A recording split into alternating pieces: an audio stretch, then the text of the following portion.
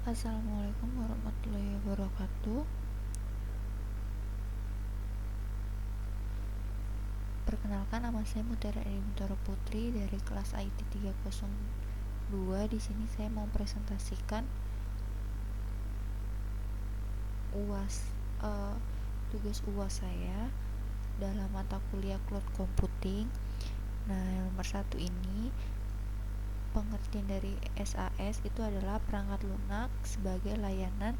SAS adalah model perangkat lunak berbasis cloud yang mengirimkan aplikasi ke pengguna akhir melalui peramban internet. Vendor SAS menghost layanan dan aplikasi bagi pelanggan untuk mengakses sesuai permintaan. Terus ada utility computing, adalah sekumpulan sumber daya komputasi, tempat penyimpanan data, dan layanan. Layanan ini sama halnya seperti pengukuran pada penggunaan listrik telepon dan lain-lain, yaitu membayar sesuai penggunaan. Terus ada network integration, adalah sistem yang menyatukan komponen subsistem menjadi satu sistem fungsional. Hal ini berguna untuk memastikan semua komponen bekerja bersama secara harmonis untuk menjaga produktivitas dan analisis data yang akurat. Nomor 2, pada dasarnya, hybrid cloud adalah teknologi gabungan dari private dan public cloud. Terdapat berbagai arsitektur hybrid cloud yang dapat diadopsi sesuai dengan kondisi lingkungan cloud dan goal yang dimiliki perusahaan. Namun, secara general, arsitektur hybrid cloud dapat dipisahkan menjadi arsitektur hybrid cloud tradisional dan modern. Nah, ini contoh gambarnya macam implementasi hybrid cloud-nya. Lanjut, nomor 3, ada 4 komponen penting dalam membangun infrastruktur cloud. Yang pertama ada perangkat keras komputer atau hardware, terus ada jaringan. Kalau perangkat keras komputer atau hardware itu seperti yang kita lihat, ada sebuah komputerisasi secara virtual yang telah terkonfigurasi. Meskipun pengguna tidak mengontrol, mengelola, dan mengoperasikan hardware di layar fisik, tapi terdapat abstraksi layer pada infrastruktur fisik sebagai pendukung utamanya demi kelangsungan sebuah sistem tersebut.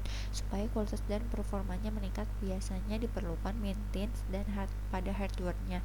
Dalam hal ini termasuk perangkat keras meliputi peralatan jaringan komputer. Kedua, ada jaringan.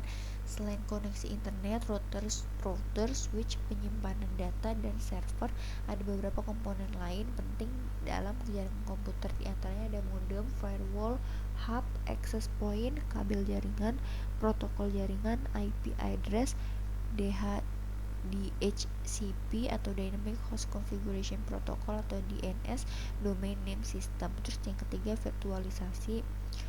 Alat virtualisasinya itu meliputi desktop, virtualisasi pengguna, dan penyimpanan aplikasi. Terus lanjut ada penyimpanan juga.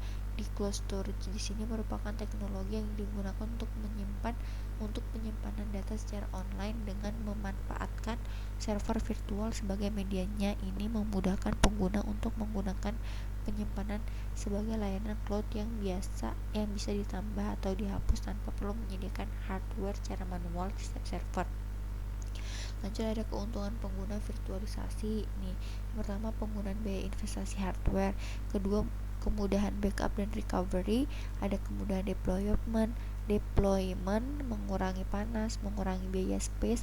Kemudian kemudahan maintenance dan pengolahan, standarisasi hardware. Terus kemudian replacement. Terus kalau kerugian dari penggunaan virtualisasi itu ada satu pusat masalah. Jadi virtualisasi itu bisa dianalogikan dengan menempatkan semua telur di dalam satu keranjang. Ini artinya jika satu server induk bermasalah tuh, semua si virtual machine yang ada di dalamnya itu nggak bisa digunakan lagi. Nah, hal ini bisa diantisipasi dengan menyediakan fasilitas yang backup secara otomatis dan periodik, atau dengan menerapkan prinsip failover atau clustering. Terus yang kedua, spesifikasi hardware. Virtualisasi membutuhkan spesifikasi server yang lebih tinggi untuk menjalankan server induk dan mesin virtual dalamnya. Terus ada satu pusat serangan. Nah, penempatan semua server dalam satu komputer ini menjadikan sebagai target serangan. Jika hacker mampu menerobos masuk ke dalam sistem induk, ada kemungkinan ia mampu menyusup ke dalam server-server virtual dengan cara menggunakan informasi yang ada pada server induk. Terus keuntungan menggunakan cloud computing itu, pertama, biayanya lebih hemat dibandingkan on-site server. Terus memudahkan manajemen bisnis. Terus kecepatan loadnya tinggi, adanya fitur backup dan pemulihan data, terus ada integrasi software otomatis, ada reliability-nya sama kapasitas penyimpanan tanpa batas, lalu memungkinkan kolaborasi tim lebih baik.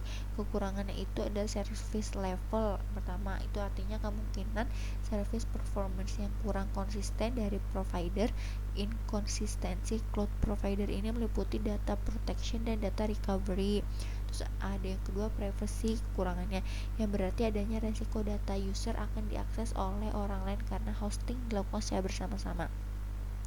Yang terakhir ada compliance yang mengacu pada resiko adanya penyimpangan level compliance dan dari provider terhadap regulasi yang diterapkan oleh user. Nah, sekian presentasi dari saya, kurang lebih mohon maaf. Wassalamualaikum warahmatullahi wabarakatuh.